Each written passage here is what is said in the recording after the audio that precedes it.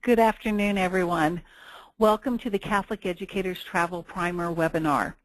My name is Kathy Mears, and I appreciate everyone's time and attention today. We are joined by Lance Harvey, who is President of School Tours of America, a long-standing supporter of NCEA and Catholic education.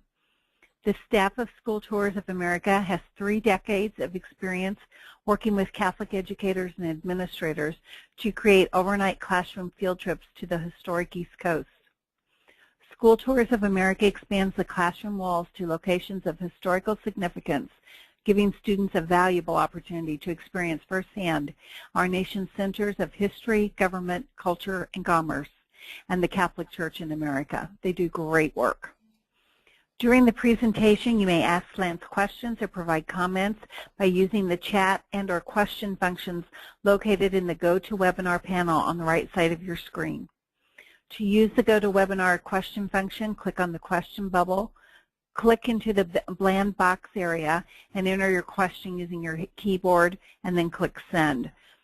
This webinar is being recorded, and you will all receive a copy of the final recorded webinar that we will email to you once the recorded file is available. So without further ado, Lance, I'm going to turn it over to you, and thank you very much for your support and for doing this webinar so that we can all learn more. So, Mr. Lance Harvey. Thank you so much, Kathy, and thank you for attending today. Good afternoon. My name is Lance Harvey, and I'm coming to you today from Washington, D.C.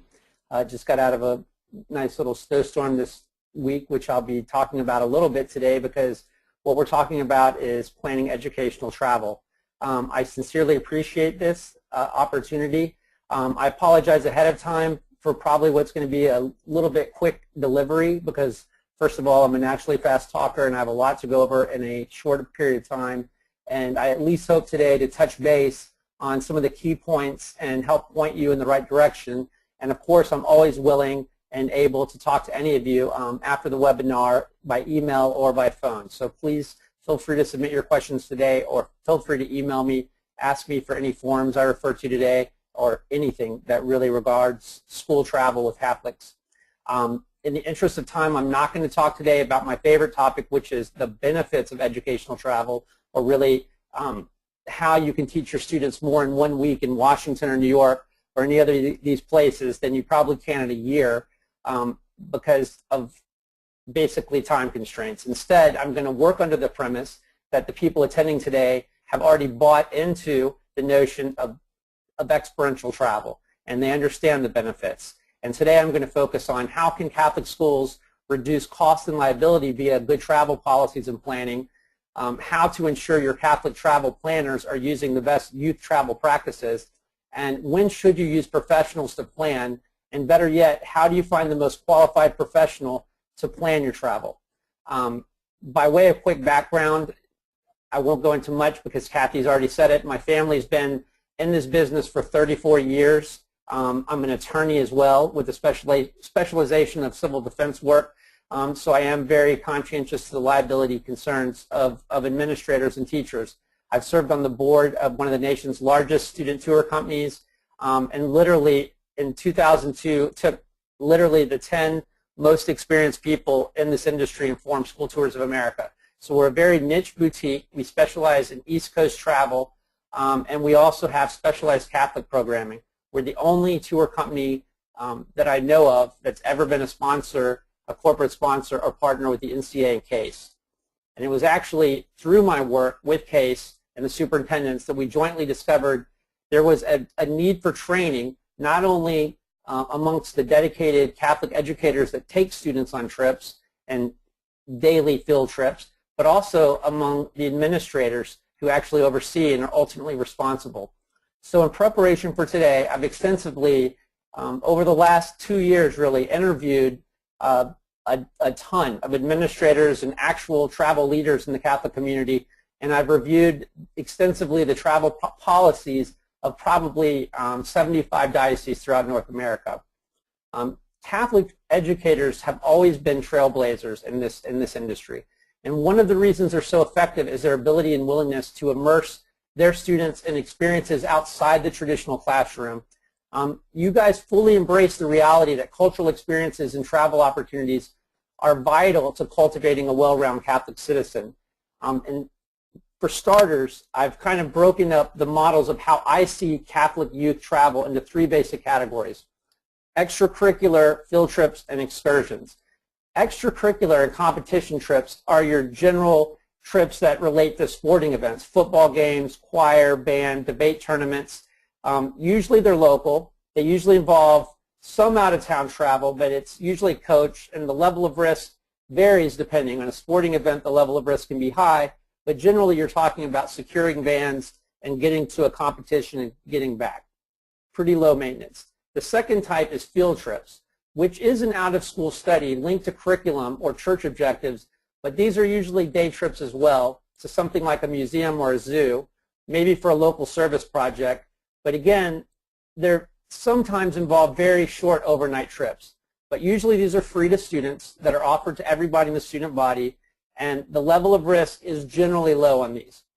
The third type is the type that we're experts and specialists in, and the type that hopefully by sharing with you some of the methods that we do will actually improve your safety, whether you're taking extracurricular or field trips.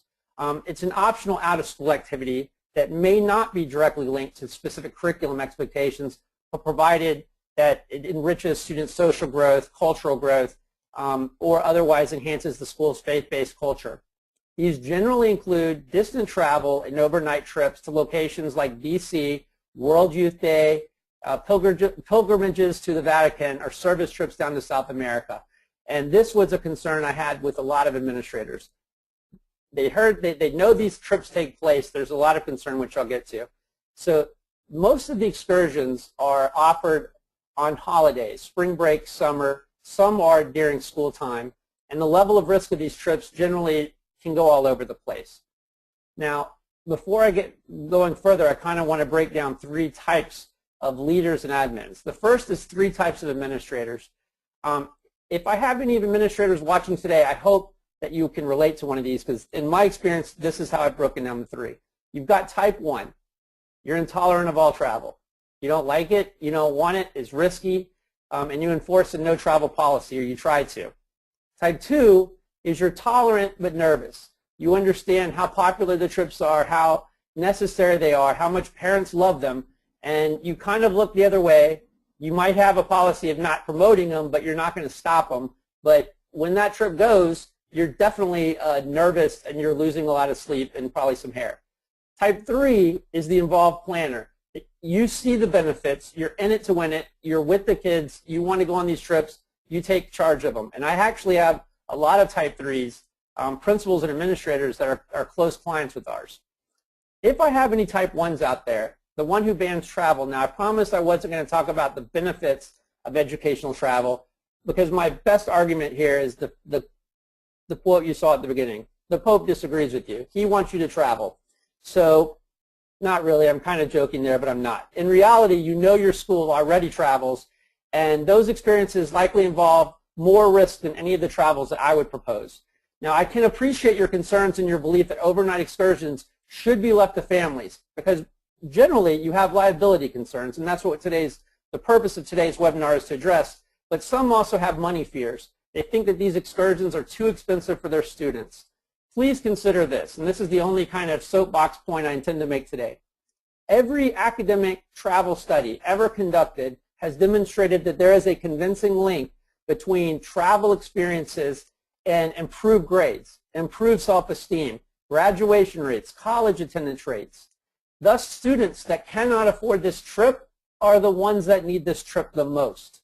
And when you have a policy of denying travel, you send a signal that you basically don't believe that child can raise the money in a year.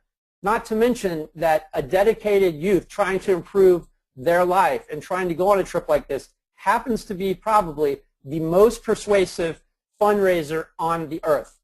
And the reality that I see every day is that this opportunity is more appreciated by low economic communities than it is high economic communities, where kids go to Paris and they go on ski trips with their family. This is that child's only chance in those communities. And the economically challenged families generally can raise the money, especially given a year or 2 years, to send that one child on an educational tour, but there's no way they could ever afford to take the whole family, mother, father, sister, older brother, aunt. And so what happens is if that student who needs this experience the most doesn't get it from the church or the school, then they will never have that opportunity. And I just want those administrators to think about that point. The primary motivation of why teachers lead these trips is to change lives. And I can tell you on average, the administrators and the teachers that we deal with come back on these trips between 15 and 30 times. And they will tell you that it is the most rewarding thing that they've ever done in their career. It is absolutely life-changing, and it's life-changing on the educator that gets to take them and actually gets to connect with these students outside the classroom. Back on topic. I examined the people who lead these Catholic students the most and discovered a couple patterns. Maybe these apply to you. Travel leaders usually consist of coaches, popular educators, youth leaders, and volunteers. 3 types, of course. That's my style. Type 1, the extracurricular leader. Often this is a coach or club sponsor who's in charge of an extracurricular trip. They have a high level of stress. They have a lot of organizing. They have a lot of things they have to do in order to get approval of the trips. And while this leader is following all the requirements of the diocese, I hope to help this leader by making sure that they're familiar with the best practices and actually make their job easier and increase the safety of their students. The second type, and I'm going to focus on you today too, is the do-it-your-own excursion leader. This is often a youth leader who arranges the spring break ski trip, the trip to World Youth Day, the Right to Life March in January, but who makes all the travel arrangements on their own. This person's very, very brave and very often stressed and planning, recruiting, fundraising, working on hundreds of logistical details on their own, and then courageously, without sleep, leading this exhausting trip, very often wearing every hat, including tour, guide, driver, chaperone, security guard at night, surrogate parent, and teacher. I really want to educate this leader as well as the administrator responsible for this leader with the options that will change the way you view this. The third type is the excursion leader who works with a professional like School Tours of America. This is usually the motivated recruiter who leads a group of students to Washington, D.C. or New York, leaves the logistics, guiding, security, fundraising to the experts, permitting them to serve the role of Catholic educator, what they do best. And despite the shameless self-promotion, in reality, we're actually niche specialists. So it's not my job today or goal to convince you to all use my company. Like I said, we do a very niche job, but I want to help you understand at least how you go about choosing a travel provider. Hopefully, so far, you've identified with somebody that I've discussed. Even those Type 1 administrators have to realize that travel is inevitable in their diocese, whether it be for sporting events or debate, and it's highly popular, and it offers opportunities that you can't get in classrooms. So the challenge to administrators is to mitigate the risk of potential liabilities when students leave the grounds. And for teachers, the challenges are even more immense, as you're expected not only to make all these vital decisions, you're expected to serve as a representative of the school and the church. Now, my goal is to help you reach a proper balance so you feel comfortable offering as many travel opportunities as your teachers can handle without incurring any unnecessary liability. Now, I don't have time today to get into legal analysis of liability scenarios, but you're probably familiar with the legal duty that you hear over and over, that you all possess a duty to act in a reasonably prudent manner under the circumstances. So I want to challenge you today, the travel leaders out there, to consider whether a reasonable teacher or administrator with all the options, with all the scenarios, is acting exactly as you. And that means if you're Wonder Woman or Superman and you're taking on all these extra tasks, that's probably not reasonable. And today I'm going to show you that it's a lot easier than you probably think. Now, there's no guarantees in life, and it's impossible to eliminate all risk. We can, however, reduce and manage that risk by anticipating those foreseeable and being prepared to act in the event of the unforeseeable. And ultimately, as a travel leader, you have to examine your specific situation and honestly ask yourself, are you fully prepared to act in the event that a crisis strikes when you're leading your students? Our staff has taken thousands of students, hundreds of thousands of students in the last 30 years, all over the East Coast of the United States, touring primarily in major metro cities like Washington and New York. And we've never had a school system, diocese, teacher, chaperone, or administrator incur liability. The key is our experience and our system of planning that leaves no stone unturned.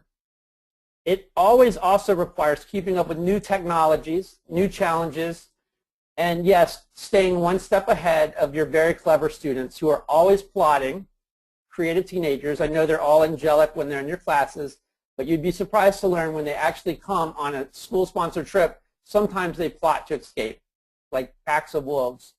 And it's kind of shocking, but we lure them back with really good food, just like the people in the zoo. But remember, we've been doing this since 1978, and not only did we do this before smartphones and computers, we did this before pagers, what we eventually called beepers. And we have just an absolute incredible record of preserving safety in some of the most crazy circumstances that you could possibly imagine. I would like to briefly review the typical travel policies of most dioceses.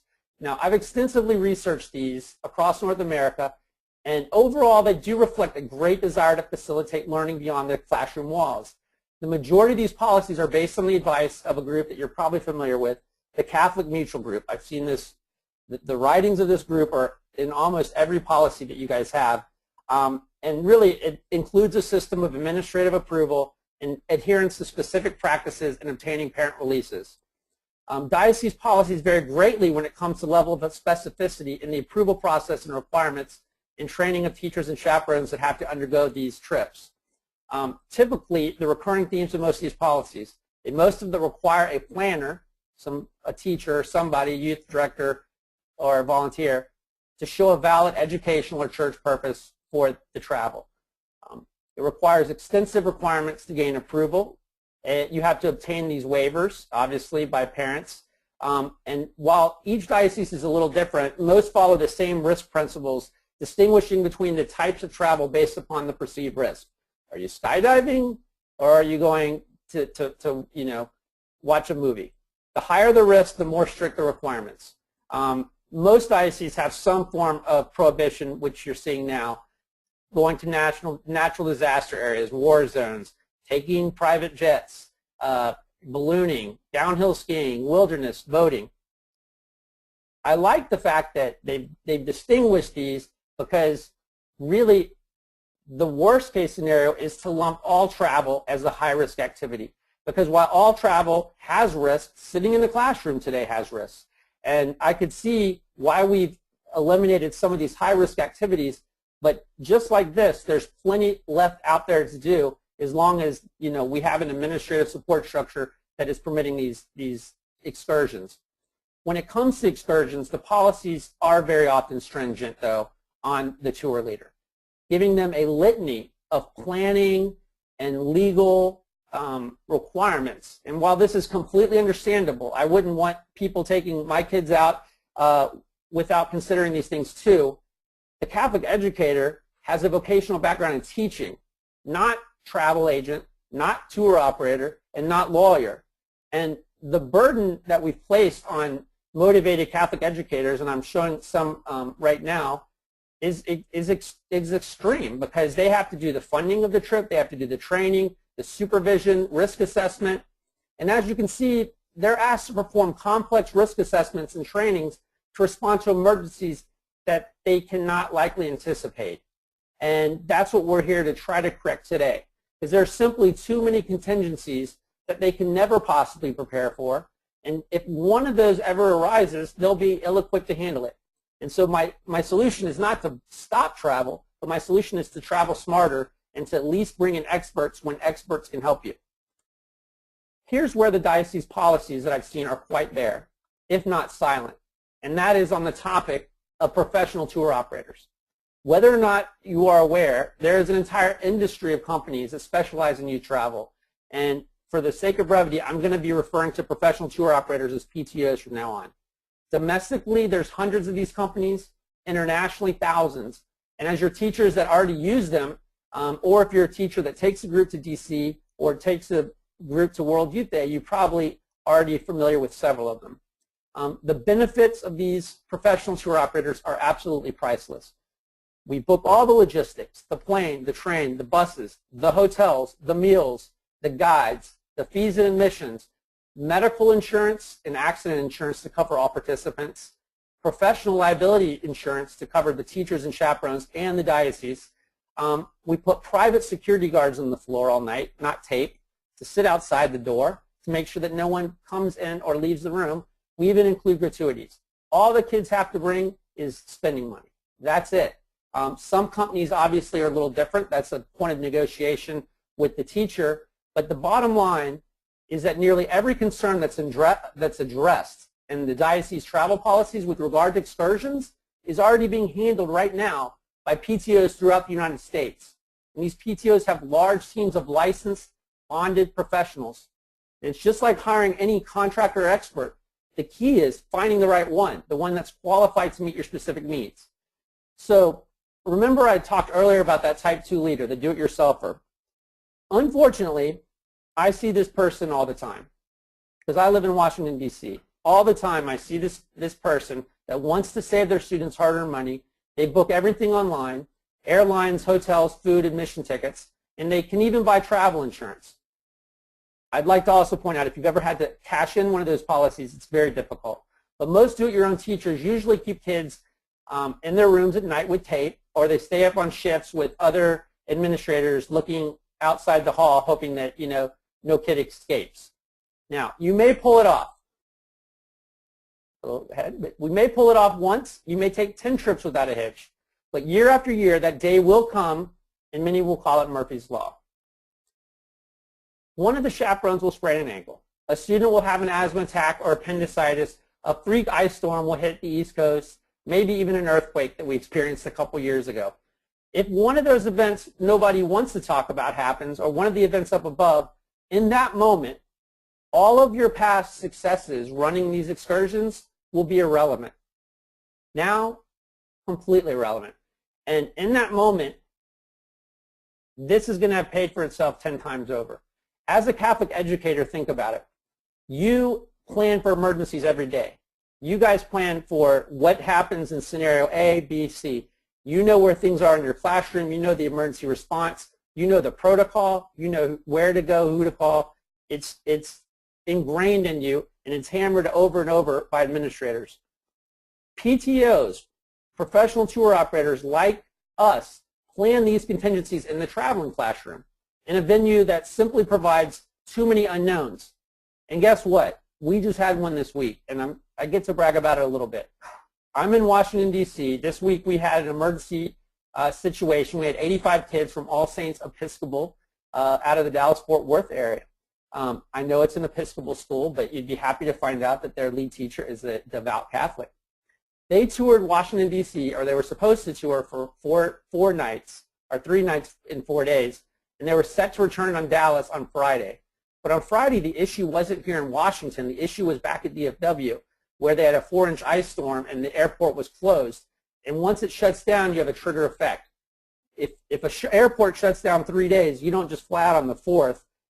You go back in a line.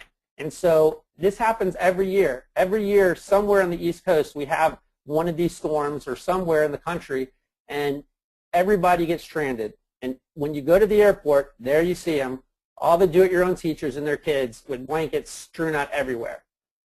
That's not how it works with our people. We extended the hotel, a Marriott, for 5 additional nights. We had an abundance of staff to stay with the group. On 3 of the days, they actually did more sightseeing. We paid for food, hotel, and we're fully staffed. Additionally, as you can imagine, the airlines were unreachable by phone, so nobody could get there. So we dispatched people to the airports to work with supervisors in person. We also obtained their cell phone numbers, so we had cell access with supervisors at the airport. We ran prescriptions back and forth to pharmacies for students who had run out of their regular meds. And we placed our private security guards on their floor every night. We had 24/7 emergency line open for the parents. We kept the parents updated on an hourly basis. And we even have our own on-call doctor staff on standby at all times, just as a precaution in case something else happened, like maybe a power outage. We reserved conference rooms, brought in board games. And the funny thing was the Dallas media was calling and kind of lost interest in the story because they want to report on kids stranded in an airport. And for your do-it-yourselfers, they're going to love your story, But they didn't really like our story because when they did the live Skype feed, all the kids were saying they didn't want to go home. So 5 extra days and everyone wanted to stay. Now, while we hope the likelihood of these disasters is low, it is our job to consider all predictable scenarios and be prepared to act in the event of unforeseens. The only negative I can hear from Catholic educators in hiring a PTO for an excursion is that it's cheaper. But in the end, it's not cheaper. By analogy, it's like hiring the contractor to cut corners, and then you have to rehire another contractor. You end up with work that looks less, and it costs you more. PTOs negotiate group rates. They also, if they are more expensive, have personalized fundraising platforms. At our company, every student that signs up gets their own website to send out to sponsors, to do community service projects, to send out and try to crowdfund and send to thousands of sponsors, getting $1 here, $1 there. There's so many scholarships available through the PTOs, and there's even grant specialists.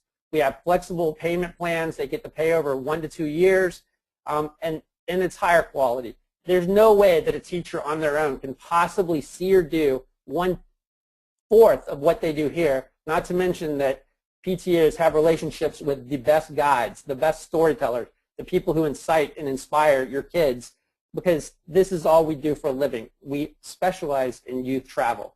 And then, of course, there's the intangibles like I talked about. All it takes is one accident, one emergency, and it's paid off for itself. And let me give you a caveat here, because I'm not saying that PTOs are the answer to everything. They're not necessarily, because they're not all equal. That's like saying, oh, you have a disease. Oh, I have a cousin that knows a doctor. Not all doctors are the same. They're not all specialists. Likewise, not all professional tour operators are equal. And let's face it, you might have a concern, especially when you're using a PTO overseas. With the internet and a good graphic designer, somebody in their basement in Siberia can create a beautiful website and marketing materials and give you the appearance that they are really a professional organization, large, stable, and reputable. So how are you, a Catholic school teacher who's probably quite busy, taking a group of students for the first time? How do you really know? Well, that's the good news, because finding the right professional tour operator isn't that hard, not as hard as it seems. I like to think of it like if you move to a different city and you don't know anyone, how are you going to find your church? Well, you're going to first start by looking at Catholic churches, and then you're going to research those, and you'll eventually get the same fit. For the good news is, in the student travel industry, we do have a barometer that starts with that, and it's called the Student Youth Tour Association. The Student Youth Tour Association is the most reputable gold standard of student tour companies that specializes in just youth travel and has the highest standards for financial requirements, ethic requirements, and making sure that at least the person and organization that you're contracting with is stable and not going to go out of business, and they've been around a while. And they definitely will have the ability to be researched, and you'll at least have that going for you. The second thing you need to do, though, is once you know that somebody is a cited company, and especially if they're not a cited company, and I didn't say this, but cited companies do international and domestic travel. They're worldwide.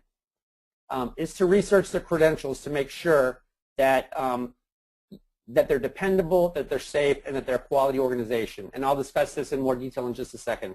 The third thing you want to do is get multiple bids.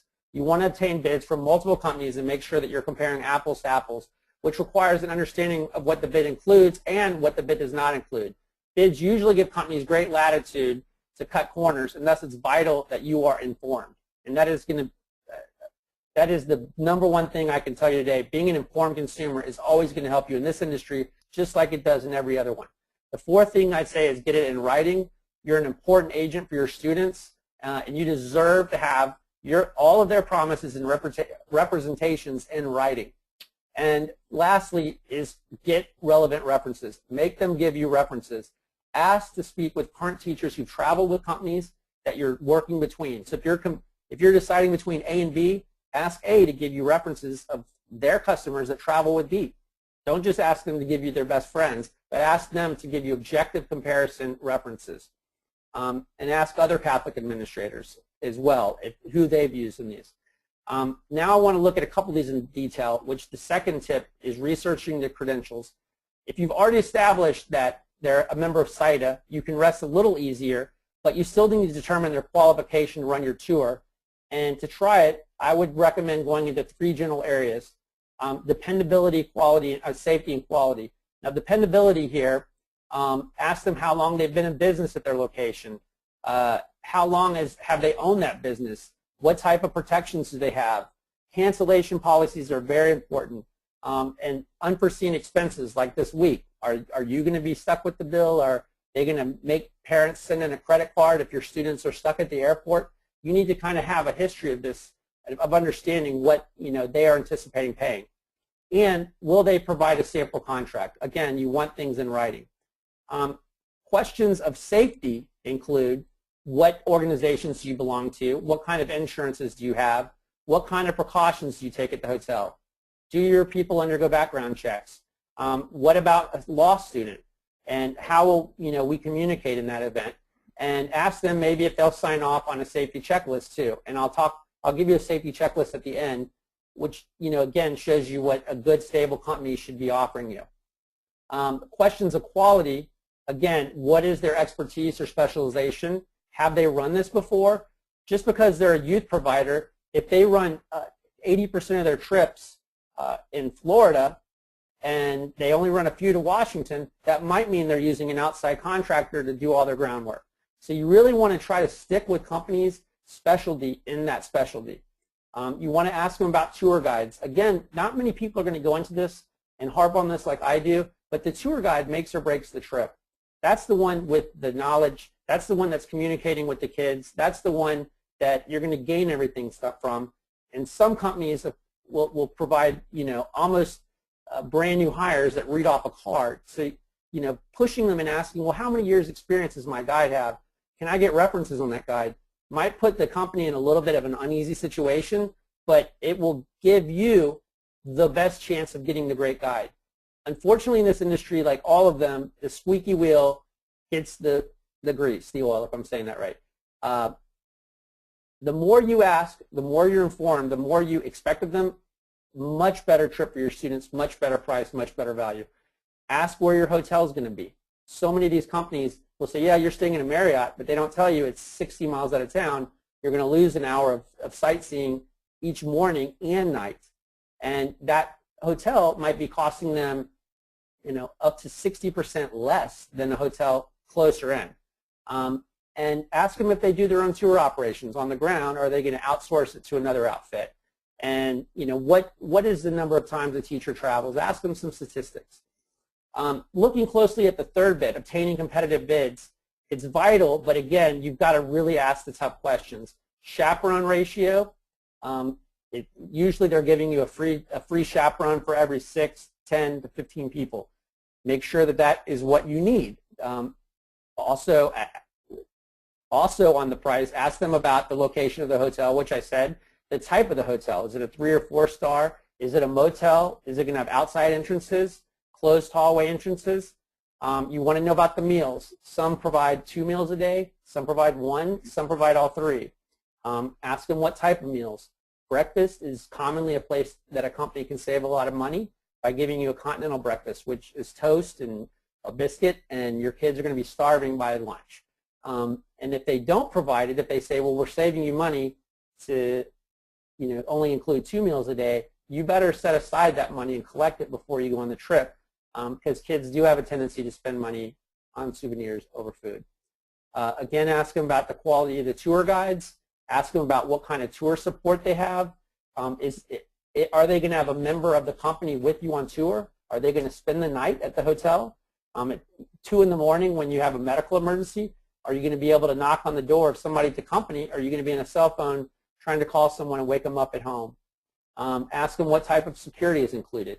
Some people will say hotel security. That means the hotel provides them, and those people roam once an hour. You want somebody that's sitting outside your kids' rooms all night, and make sure that that person's there, and make sure that they can see all of the rooms, that they're not given too much area. Because like I said, believe it or not, kids are smart and they will escape. Ask them about appointment bookings, because if all they're doing is bringing you up here, you're going to be sitting in lines at all of these places that require or really benefit from private appointments. Again, ask them about the protections for your kids as far as insurance and cancellations. Even if you're a do-it-yourself planner, though, here's some important items to consider when choosing a youth-friendly hotel, and that's what we'll call them youth-friendly, meaning they're conducive to these types of tours or any type of travel, anytime you're with kids. So many of you that are doing field trips or you're doing the competition, you probably stay in hotels a lot on some of these competitions. Hopefully you are following these already, and if not, please consider some of them. You do obviously want a hotel close in destination. One question you need to ask hotels is, do they have enough double-doubles? A lot of times hotels will have an extraordinarily large amount of singles, and putting four people in a room with a single bed and a couch doesn't work. Ask them about rollaways. A lot of towns and communities will not allow those in the rooms. If you're planning your own, always try to work with the group sales agent. Don't just book it online. Try to go to a group sales agent. You'll probably get a better price. And more importantly, you'll be able to do things like pre-block rooms so that you're on the same floor. You get groups that do it yourself up here, and they're on 7 different floors. Our groups are always on 1 if possible, unless there's too many rooms. And then you can split boys and girls up on different floors. But generally, we put them all, and we get hotels with 1 long hallway. We put them all on that hallway, and we put a guard there. They're going nowhere. You know, at 10 o'clock, they're in their rooms. No one's coming out. You can go to sleep and actually get rest. And that's a lot better than taping rooms and coming out every hour on the hour to see if anyone's broken the tape. Ask the hotel, very important, to remove any sale items from the rooms. We know they make money, like $8 for some Pringles, but you don't want any sale items. And the most important thing is you don't want any alcohol. And again, if you don't insist on these things, they'll possibly lock the alcohol cabinet, and bad things can happen. So you want them to remove the alcohol from the room. You don't want that in there. Balconies or windows that open, bad problems can happen. You don't want them to be open more than ventilation. Balconies are not a good idea. You want them, and they can go in with maintenance and put stoppers in there. But again, these are things that you need to be considering before you pre-book the room. And one of the benefits of a PTO is that we inspect the rooms before you come to the hotel. So when you come to the hotel, we've already done room checks. We hand you your room list and keys, and you're in your room. We've even checked towels. We check to make sure your air conditioning is on, your lights are on, the windows don't work. I mean, the windows don't open far. All of these things we've already checked, including, are there connecting rooms? Are there same gender connecting rooms? That's a no-no. And other things that the diocese has also said about adults. There's all sorts of rooms and rules, and if the PTO can handle that better than anyone, because again, we pre-inspect and we insist on these, and we have a working relationship with these hotels. Also ask about medical assistance if something happens, and there's a list here that goes on, which really goes towards trying to find a youth-friendly hotel from the beginning. We give counter proposals all the time, and this industry, like any other, the more informed you are, the better deal you're going to get. And if you are going with the company right now and you're pretty sure that it's the best company and you're not going to change, you're still going to benefit from getting a counter proposal from someone else.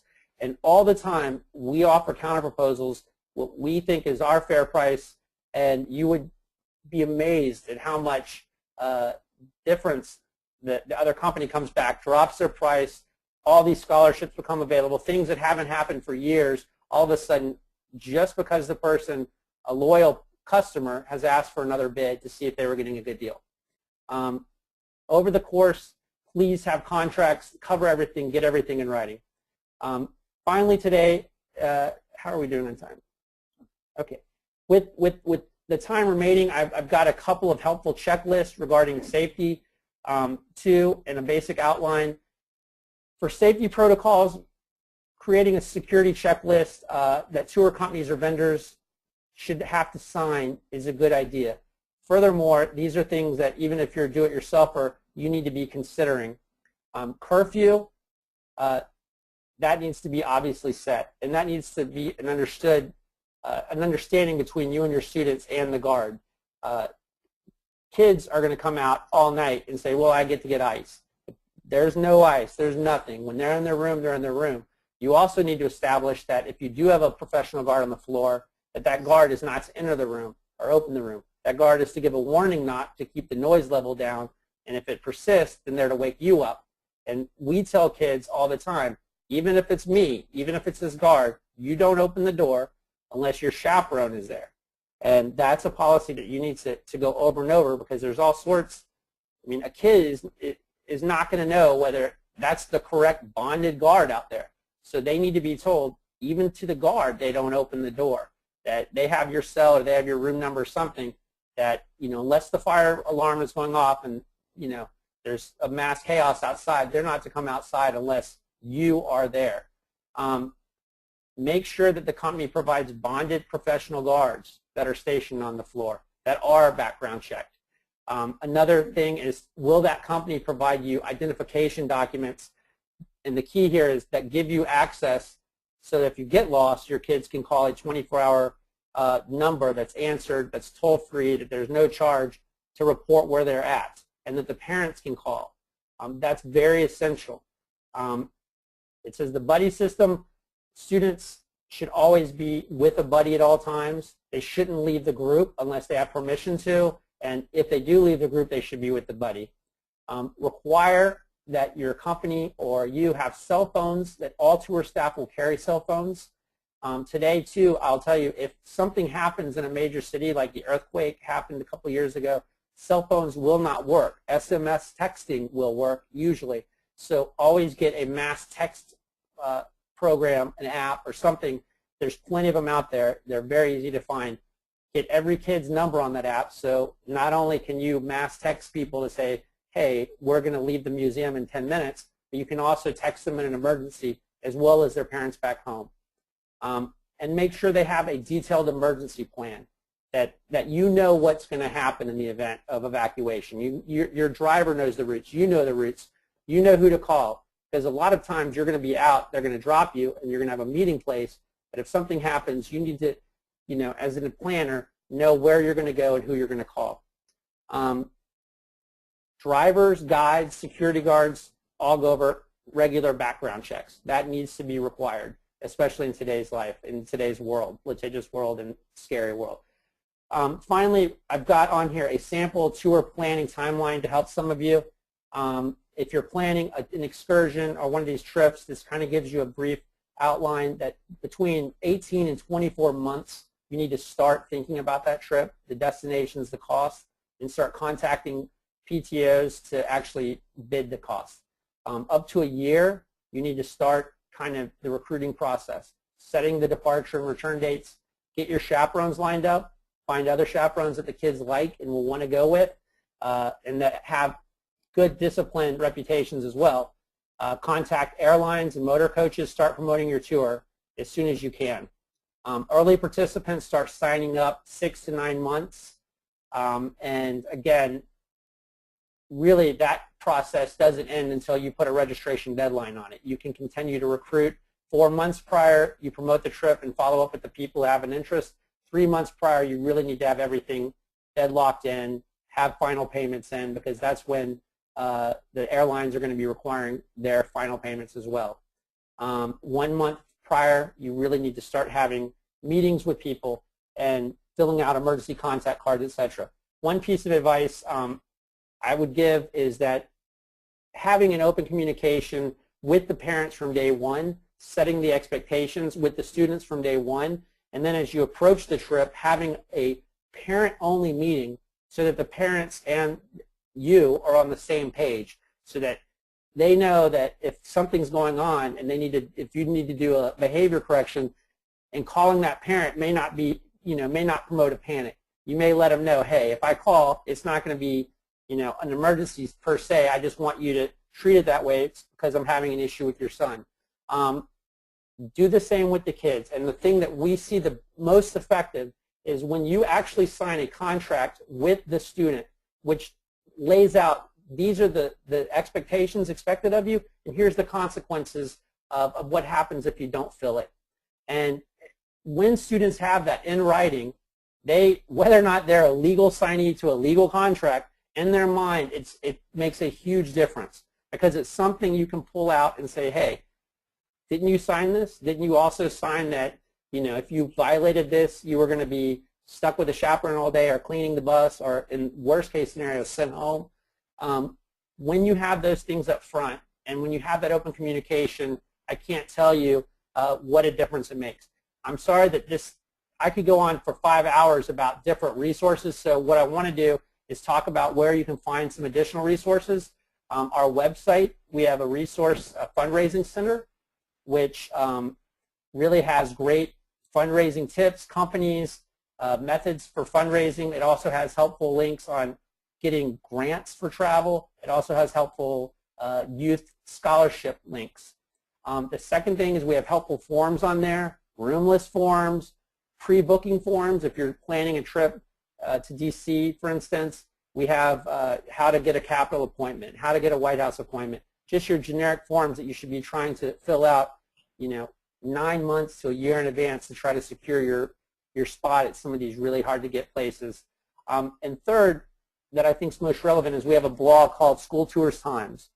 It is a blog written in basically a collaboration of experts that talk about all of the different topics that you can incur on tour. And I would love to have contributors to it. So if people out there are veteran tour leaders and there's a topic that they feel particularly strong about, please email me. Even if you're not my client, I would love to have you as a guest contributor, because really this is about a resource about sharing information, and especially being a partner with the Catholic educational community. We really want to provide you resources whether or not you're our client. And so there you can find some great articles, as it says here, on choosing your chaperones, guidelines, and things like whether you should take problem students on trip and how you do it. There's also things about whether you should invite families, because a lot of trips you just want to invite the kids because you might fear the parents. In some communities the parents are very close, and it creates a great bonding experience where the whole family gets to share this trip. But in any event, there's suggestions on how to make those trips go smoothly and what what issues can arise and how to avoid them. So I really appreciate you. If there's any questions, again, feel free to email me. Feel free to contact me. And these forms and others are going to be available online. Is that correct? Is Kathy or Kate? Okay. So that's, go ahead. No, I was just going to say, if there's any questions for Lance, the chat box is open.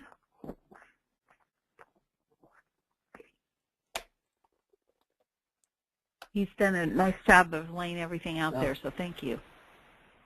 It is a lot of information, but from someone who's taken kids to Washington, it's good advice. Well, I appreciate it so much, and I appreciate the opportunity to serve the Catholic educational community, and look forward to it. And so, again, you've got my email is lance@sta-mail.com, and I would be happy to work. The other thing that I know we've sent out an email to a lot of you about a Catholic travel inspection. I missed this.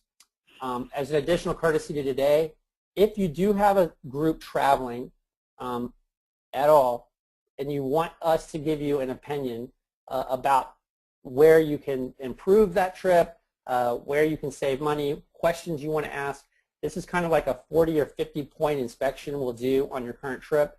And the best thing to do would be to email us either an itinerary or a bid proposal that they've sent you. And even if it's not something that we do, even if it's a trip overseas or somewhere else that we don't specialize in, I would love to try to help you formulate the best questions for that company and to make sure that you're getting the best travel deal that you can. There you go. That's great. Thank you, All right. Lance, very much. That concludes our webinar on to the Catholic Educators Travel Primer. We appreciate your time and invite you to stay in touch by visiting our website at ncea.org, and please visit the School Tours website at schooltoursofamerica.com. You will receive a recording of today's webinar, so that will be available for you, and we thank you very, very much for your participation. Have a wonderful day and a blessed Advent. Thank you. Thank you.